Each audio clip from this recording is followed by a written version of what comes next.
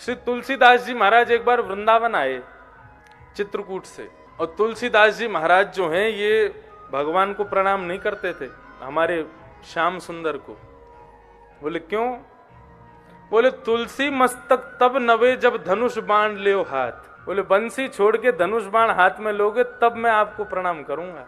तो श्री तुलसीदास जी महाराज के लिए कृष्ण भय रघुनाथ, हमारे ब्रजमंडल के श्रीनाथ जी तुलसीदास जी को दर्शन देने के लिए, उनके प्रणाम को स्वीकार करने के लिए उन्होंने हाथ में अपनी भुजा में धनुष बाण ले लिया। जैसे ही नंदन कृष्ण ने बंशी छोड़ के धनुष बाण लिए तब तुलसीदास जी ने प्रणाम किया।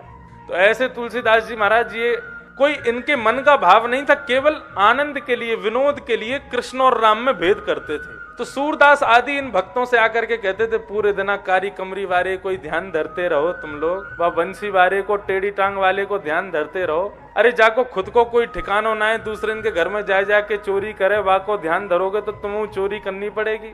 हमारी रघुनाथ जी की शरण में आ जाओ, हमारे राम जी की शरण में आ जाओ, सब कल्याण करेंगे राम जी। सूरदास जी महाराज कहते थे, बोले नहीं, हम अपने गोपाल जी के ही ठीक हैं। अब सूरदास जी को नेत्र तो थे नहीं। तुलसीदास जी बोले देखो भाई, तुम कितना भी लड़ लो हमसे, लेकिन श्रेष्ठ तो राम जी ही हैं।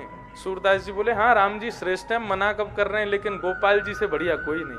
बोले देखो ये कब तक लड़ाई झगड़ा हमारा चलता रहेगा, आज हम तराजू में तोल के देख लेते हैं, जिसका वजन ज्यादा वो जीत जाएगा। सूरदास जी बोले ठीक है, कर लो तुम जैसे करना चाहो। बोले मैं अपने ठाकुर जी को लेकर के, अपने रघुनाथ जी को लेकर के एक पडले में बैठूंगा, आप अपने गोपाल जी को लेकर एक पडले में बैठना, और दोनों नापेंगे, जिसका वजन ज्यादा, जिसमें बल ज्यादा, उसका पडला नीचे आ जाएगा और वही फिर विजयी माना जाएगा। और एक और शर्त है, यदि रघुनाथ जी जीत गए तो कल से रघुनाथ जी के पद गाने शुरू कर देना सूरदास जी, और यदि तुम्हारे कन्हैया जीत गए तो हम कल से कन्हैया के पद गाने शुरू कर देंगे। दोनों में शर्त लग गई।